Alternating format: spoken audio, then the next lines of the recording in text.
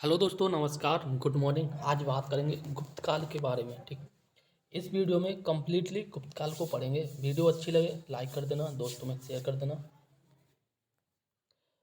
पहला क्वेश्चन और यहाँ पे कह रहा है कि गुप्त राजवंश का जो प्रथम शासक था वह कौन था। ठीक, तो गुप्त राजवंश था, इसका प्रथम शासक था श्री गुप्त। ठीक, नगरों का क्रमिक पतन किस एक काल की महत्वपूर्ण विशेषता थी।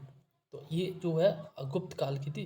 गुप्त काल में जो है नगरों का पतन हुआ। तो इससे याद कर लो कि गुप्त काल में गुप्त रूप से नगरों का क्रमिक रूप से पतन होना शुरू हो गया था। ठीक, गुप्त काल किसके शासन की बात है, तो ये जो है श्रीगुप्त की बात है। ठीक, यानी कि गुप्त काल में प्रथम शासक श्रीगुप्त था। ठीक, आगे बात की जा रही है प्राचीन भारत में किस वंश का शासनकाल जो है स्वर्ण युग के नाम से जाना जाता है। तो ये आपका गुप्त काल को ही प्राचीन भारत में स्वर्ण युग के नाम से जानते हैं। ठीक, गुप्त वंश ने किस अवधि तक शासन किया था, तो 275 ईस्वी से 550 ईस्वी तक गुप्त वंश ने जो है शासन किया था। ठीक, देखो इसको कैसे याद करना ये देख लो आप।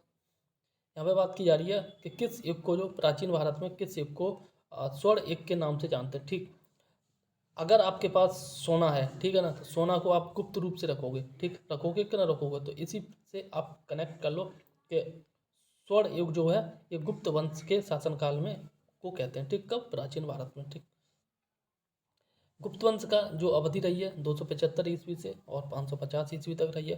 भारत का नेपोलियन सभी को पता है, ये आपका जो है समुद्रगुप्त को कहते हैं। ठीक, किसे कहते हैं, समुद्रगुप्त को कहते हैं, भारत का नेपोलियन। आगे अगर बात करें तो आगे बात की जा रही है समुद्रगुप्त प्रथम जो है गुप्त शासक था जिसने परम भागवत की उपाधि धारण की थी। इसके बाद गुप्त शासक चंद्रगुप्त द्वितीय ने भी जो है परम भागवत की उपाधि धारण की थी। ठीक है ना, देखो याद कर लेना, समुद्रगुप्त प्रथम जो है गुप्त शासक था जिसने परम भागवत की उपाधि धारण की थी। और इसके बाद किसके बाद, समुद्रगुप्त के बाद जो है परम भागवत की उपाधि जो चंद्रगुप्त द्वितीय ने भी धारण की थी। ठीक, यहाँ लिखा है इसके बाद गुप्त शासक चंद्रगुप्त द्वितीय ने परम भागवत की उपाधि धारण की थी। चंद्रगुप्त द्वितीय को विक्रमादित्य के नाम से भी जानते हैं। ठीक, ये चंद्रगुप्त द्वितीय जो चंद्रगुप्त मौर्य थे वो नहीं है। ठीक, ये अलग है, ये गुप्त वंश के और वो जो है मौर्य वंश के थे। आगे बात की जा रही है गुप्त संवत की स्थापना किसके शासनकाल में हुई थी। ठीक, तो चंद्रगुप्त प्रथम के शासनकाल में गुप्त वंश की स्थापना हुई थी।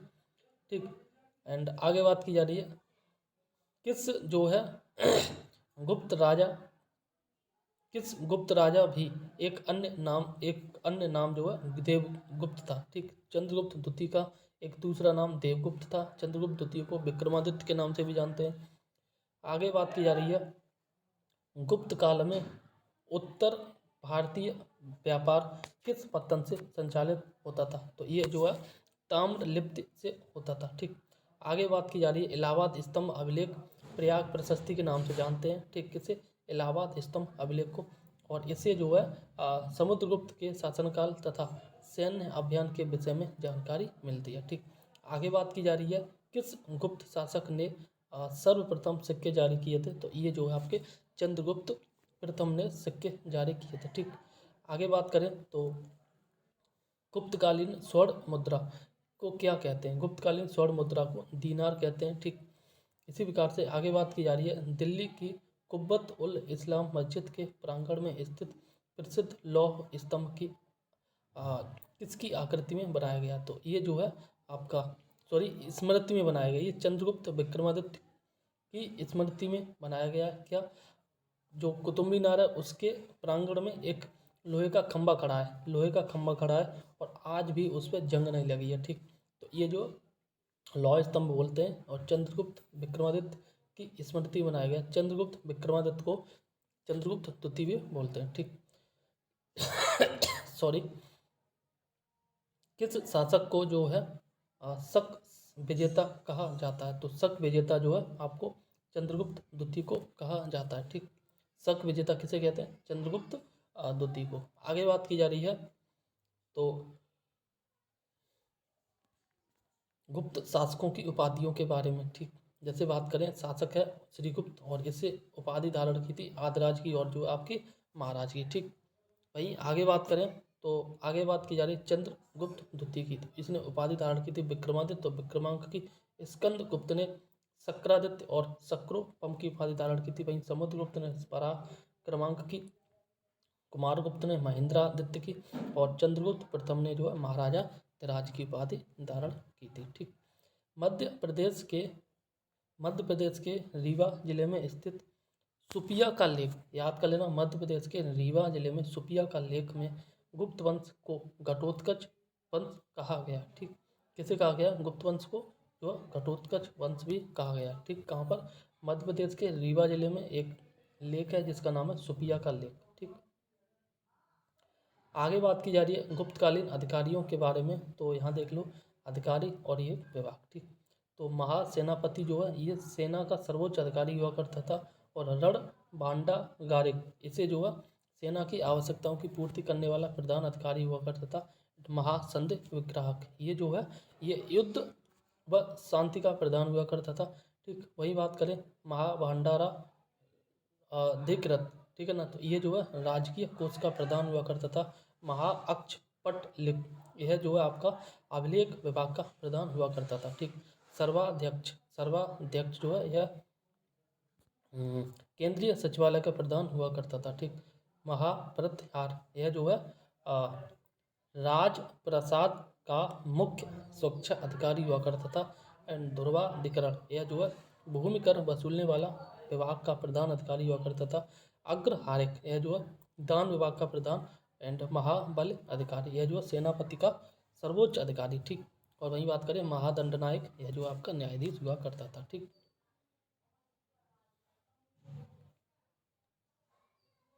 देखो एक यहाँ याद कर लेना, महासेनापति यह सेना का सर्वोच्च अधिकारी हुआ करता था। ठीक।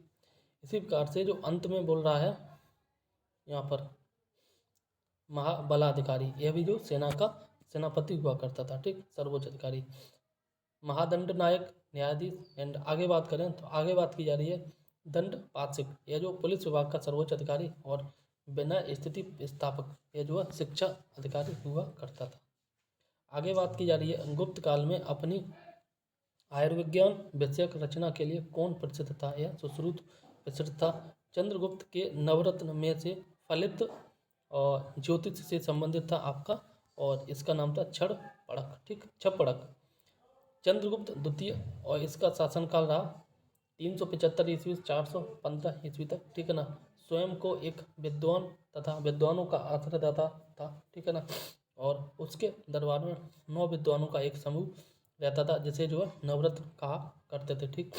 इसमें जो है कालिदास, धन्वंतरी, क्षपड़क, शंकु, वेताल भट्ट, अमर सिंह और घटपर्रक, ठीक, बारहमिरी, बर रुचि जैसे विद्वान शामिल थे।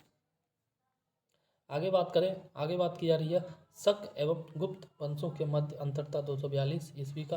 242 वर्ष का शक और गुप्तों के में जो है 242 वर्ष का अंतर था। और आगे बात करें गुप्तकालीन रजत चांदी मुद्राओं को क्या नाम दिया गया था? ये रूपक बोलते थे। कुमार गुप्त कालीन मंदसौर अभिलेख में श्रेणी का उल्लेख किया गया। यह जो तंतु वाय था। ठीक। यह पढ़ ही लिए हैं।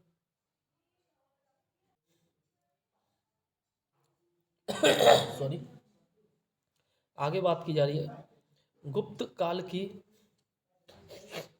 काल की कृषि व्यवस्था का महत्वपूर्ण लक्षण क्या था? तो यह जो है सामंतवाद का प्रारंभ था। ठीक। गुप्तकालीन भूमि वर्गीकरण बात करें क्षेत्र की तो यह खेती करने योग्य भूमि हुआ करती थी, वास्तु निवास करने योग्य भूमि होती थी, और ये खिल जो है यह जो भूमि कृषि योग्य नहीं होती थी वो उसे बोलते। ठीक। अपृहत यह जो जंगली भूमि, ठीक, यानी चारागाह यह जो है पशुओं के चरने के लिए छोड़ी गई भूमि हुआ करती थी। ठीक। किस शासक ने 4 अश्वमेध यज्ञ कराए थे? यह प्रवरसेन प्रथम ने कराए थे। ठीक। कायस्थ शब्द का उल्लेख जो किस ग्रंथ में मिलता है? यह मुद्रा राक्षस में मिलता है। ईंटों से निर्मित गुप्तकालीन मंदिर यह जो है आपका बिठूर में स्थित है, और बिठूर कहाँ पे? कानपुर में स्थित है। ठीक। कुमारगुप्त के समय ही मध्य भारत में रजत सिक्कों इसको बोलते थे मयूर शैलों का प्रचलन था, और उसने जो है महेंद्रादित्य की उपाधि धारण की थी। नालंदा विश्वविद्यालय की स्थापना कुमारगुप्त के शासनकाल में की गई थी। आगे बात की जा रही है गुप्त काल में पैठन की प्रसिद्धि का कारण था आपका व्यापारिक मंडी। ठीक, शतरंज का खेल भारत में गुप्त काल के दौरान प्रारंभ हुआ था, जहां इसे जो चतुरंग, जब गुप्त काल में शतरंज का खेल प्रारंभ हुआ था उस समय शतरंज का नाम चतुरंग था। ठीक, चतुरंग के नाम से जाना जाता था, और भारत से यह ईरान एवं जो है यूरोप पहुंचा था। तो खोज यहाँ पे भारत में हुई, भारत के बाद यूरोप में गया और ईरान में गया। ठीक, शतरंज, और शतरंज का पहले नाम क्या था? चतुरंग। ठीक, आगे बात की जा रही है गुप्त काल में किस बंदरगाह और से जो है दक्षिण पूर्वी एशियाई राष्ट्रों को जहाज रवाना हुआ करते थे? ताम्रलिप्ति से। ठीक, सर आगे बात की जा रही है किस चीनी यात्री ने गुप्त काल में भारत की दशा का वर्णन किया? फाहियान ने। एंड फाहियान जो है ये चंद्रगुप्त द्वितीय के शासनकाल में ही भारत में आया था। हिंदू देवी देवताओं को समर्पित सबसे प्राचीन मंदिर किसके काल का है? यह जो है गुप्त काल का मंदिर है। ठीक, सती प्रथा का प्रथम जो अभिलेख साक्ष्य एरड़ अभिलेख से प्राप्त होता है, और यह अभिलेख 510 ईस्वी का है, जिसमें गोप राज नामक सेनापति की स्त्री के सती होने का उल्लेख है। ठीक, गोपराज एक सेनापति था, इसकी स्त्री सती हुई, और इसी का उल्लेख मिलता है किसमें? आपका एरड़ अभिलेख में। ठीक, और एरड़ अभिलेख जो गुप्त काल के समय का है। ठीक, आगे बात की जा रही है गुप्त काल में चीन से भारत में किस वस्तु का आयात किया जाता था? रेशमी कपड़े का आयात किया जाता चीन से भारत में। ठीक, कल्हड़ के अनुसार अशोक ने अपने शासन के 7वें वर्ष में कश्मीर को जीता था, तथा जो है आगे बात की जा रही है कश्मीर में श्रीनगर की स्थापना की थी। ठीक, आगे बात की जाए गणराज्यों के अंत के लिए कौन उत्तरदायी था? समुद्रगुप्त उत्तरदायी था। गुप्त काल का प्रसिद्ध खगोल शास्त्री था आर्यभट्ट, और गुप्तकालीन चित्रकला का उत्कृष्टतम रूप मिलता है अजंता में। और विशाख दत्त कृत नाटक देवी चंद्रगुप्तम में उल्लेख मिलता है कि चंद्रगुप्त द्वितीय ने अपने बड़े भाई रामगुप्त की हत्या की थी। ठीक, आगे किसके स्वर्ण काल में हीन बोले तो मिलावट धातु का प्रतिशत सर्वाधिक था? ठीक, ये स्कंदगुप्त के शासनकाल में था। गुप्त काल में लिखित संस्कृत नाटकों में स्त्रियों और शूद्रों के संवाद किस भाषा में थे? ये आपके प्राकृत भाषा में थे। आगे बात करें गुप्त वंश का अंतिम शासक था विष्णुगुप्त। ठीक, एंड नेक्स्ट की बात करें तो नेक्स्ट बात की जा रही है चंद्रगुप्त द्वितीय विक्रमादित्य को किस कारण से सकारी कहा गया? ठीक, तो शकों पर विजय प्राप्त करने के कारण जो चंद्रगुप्त द्वितीय विक्रमादित्य को जो है सकारी की संज्ञा दी गई। ठीक, आगे बात की जा रही है किस अभिलेख में समुद्रगुप्त को लिच्छवी दौहित्र बताया गया? तो समुद्रगुप्त को लिच्छवी दौहित्र बताया गया प्रयाग अभिलेख में। हुणों ने स्कंदगुप्त को के शासनकाल में आक्रमण किया, तथा इसमें जो स्कंदगुप्त ने हुणों पर विजय प्राप्त की थी। गुप्त काल में श्रेणियों से बड़ी संस्था जिसकी जो शिल्प श्रेणियाँ सदस्य थी, ठीक है ना, और को क्या कहा जाता था? तो इसको जो निगम कहते थे। अग्रहार से क्या तात्पर्य था? तो अग्रहार का मतलब था आपका ब्राह्मणों को दिया जाने वाला बहुदान। ठीक, विदिशा के पास उदयगिरी बुद्ध गुफाओं का निर्माण किस शासनकाल में हुआ था? ये आपका गुप्त काल में हुआ था। बराह गुहा, ठीक है, बराह गुहा का निर्माण किस देवता के सम्मान में करवाया गया था? या भगवान विष्णु के सम्मान में कराया गया था। ठीक, आगे बात की जा रही है तो आगे बात करते हैं गुप्त साम्राज्य के समकालीन राजवंश स्थापना और संस्थापक। ठीक, जैसे बात करें वाकाटक राजवंश की, तो इसकी स्थापना 255 से 230 ईस्वी में हुई। 255 में विंध्य शक्ति के ने की, ठीक है ना, वहीं 330 ईस्वी में सर्वसेन ने की।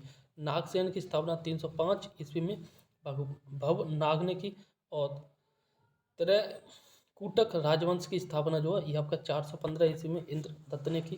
ठीक, हूण राजवंश की स्थापना 500 ईस्वी में तोरमार ने की, और सालंकायन राजवंश की स्थापना 300 ईस्वी में देववर्मन ने की।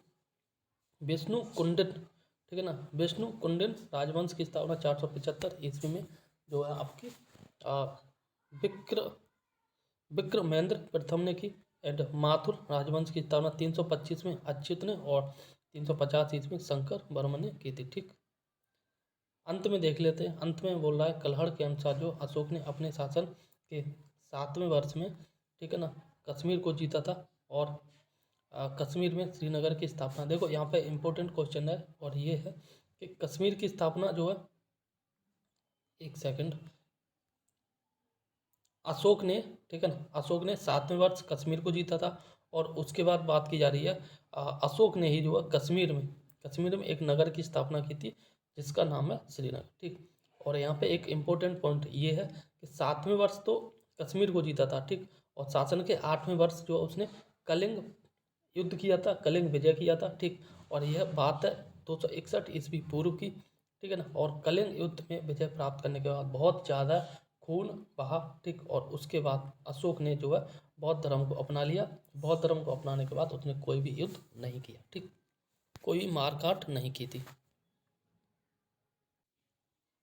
आप बात कर ले रहे हैं थोड़ी सी गुप्तोत्तर काल के बारे में, तो यहाँ पे देखते हैं सॉरी, गुर्जर प्रत्यार राजवंश की स्थापना जो है यह नागभट्ट प्रथम ने की। राष्ट्रकूट साम्राज्य की स्थापना जो है दंत दुर्ग, ठीक है ना, दंत दुर्ग ने की। एंड गुप्तोत्तर काल में भारत में मुख्यतः किसका आयात किया जाता था? घोड़ों का। ठीक, मौखरी शासकों की राजधानी थी कन्नौज। ठीक, और सम्राट हर्षवर्धन ने अपने शासनकाल में कन्नौज तथा प्रयाग में, ठीक है, कन्नौज तथा प्रयाग में दो बौद्ध महासम्मेलनों का आयोजन किया था। बाल विवाह की प्रथा किसके शासनकाल में आरंभ हुई? कुषाण काल के शासनकाल में आरंभ हुई बाल विवाह। आगे बात की जा रही है प्राचीन भारत में सिंचाई कर जो है को क्या कहते थे? सिंचाई कर को विदक भागम कहते थे। हर्ष के प्रशासन में अवंती युद्ध और शांति का अधिकारी इस देखो, हर्ष के प्रशासन में अवंती युद्ध का और जो शांति का अधिकारी था। ठीक, युद्ध का और शांति का अधिकारी जो है ये अवंती हुआ करता था हर्ष के शासनकाल में। इसके अतिरिक्त कुछ अन्य अधिकारी निम्नवत हैं, जैसे सिंहनाथ की बात करें सेनापति, कुंतल यह जो अश्व सेना का प्रधान, और स्कंदगुप्त यह जो आपका हस्त सेना का प्रधान हुआ करता था। ठीक, सामंत और महाराज की बात करें तो यह जो है नागसेन प्रशासन का प्रमुख हुआ करता था। तीसरी शताब्दी में वारंगल किस लिए प्रसिद्ध था? तो तीसरी शताब्दी में वारंगल जो है लोहे के यंत्रों और उपकरणों के लिए प्रसिद्ध था। पुराणों के अनुसार जो है चंद्र वंशीय शासकों का मूल स्थान, ठीक, मूल स्थान जो ये प्रतिष्ठानपुर था। ठीक, हर्षचरित नामक पुस्तक के रचयिता थे आपके बाणभट्ट। और हर्ष का शासनकाल जो कब से कब तक था? ये 606 ईस्वी से 641 ईस्वी तक था। सम्राट हर्ष ने अपनी राजधानी थानेश्वर से कन्नौज स्थापित की थी, सम्राट हर्ष ने। ठीक, आगे बात करें तो आगे बात की जा रही है कवि बाणभट्ट कहाँ का निवासी था? कवि बाणभट्ट जो औरंगाबाद महाराष्ट्र का निवासी था। नर्मदा नदी पर सम्राट हर्ष के दक्षिणावर्त अभियान को पुलकेशिन द्वितीय ने रोका था। मौर्यों द्वारा निर्मित सुदर्शन झील कठियावाड़ में का जीर्णोद्धार शासक रुद्रदमन प्रथम ने करवाया था। ठीक, आगे बात करते हैं तो आगे बात की जा रही है नालंदा विश्वविद्यालय किस राज्य में स्थित है? नालंदा आपका सभी को पता है बिहार में स्थित है। हिंसा किस राज्य के शासनकाल में भारत में आया था? हर्षवर्धन के शासनकाल में भारत आया था। भारत में नारियल की खेती कब से प्रारंभ होती है? ये सातवाहन काल से प्रारंभ होती है। कौजे शब्द का प्रयोग किसके लिए किया गया? ये रेशम के लिए किया गया। गुप्तोत्तर काल में प्रमुख व्यापारिक केंद्र था कन्नौज में।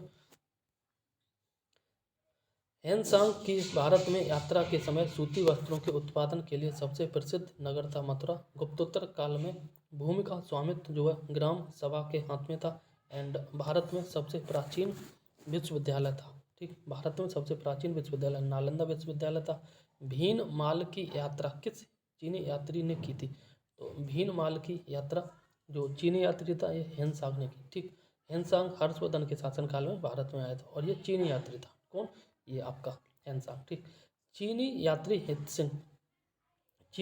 हितसिंह भी था और इसने जो है बिहार का भ्रमण किस समय में किया? ये बिहार का भ्रमण 672 ईस्वी में किया था।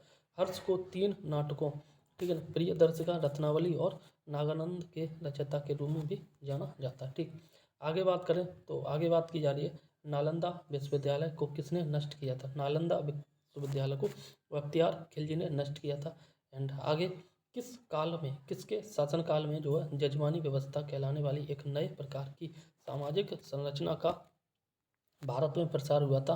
तो ये जो है उत्तर गुप्त काल में प्रारंभ हुआ था, किसका, जजमानी व्यवस्था का। ठीक, चीन में दूध भेजने वाले शासक, ठीक, जैसे अभी अब वर्तमान में दूध जाते हैं दूसरे देशों में, ठीक है ना, इसी प्रकार से पहले भी जाते थे। हर्षवर्धन के शासनकाल में जो दूध गया था चीन में उसका नाम था पुष्य वंश, ठीक है ना। एंड आगे बात कर, एक सेकंड, यहाँ बात की जा रही है चीन में दूध भेजने वाले शासक। ठीक, जैसे शासक की बात करें, हर्षवर्धन ने भेजा था चीन में दूध, और यह जो पुष्य वंश का शासक था। नरसिंह द्वितीय ने चीन में दूध भेजे थे, और यह पल्लव वंश का शासक था। यशोवर्मन ने दूध भेजे थे। कन्नौज नरेश वंश का शासक था।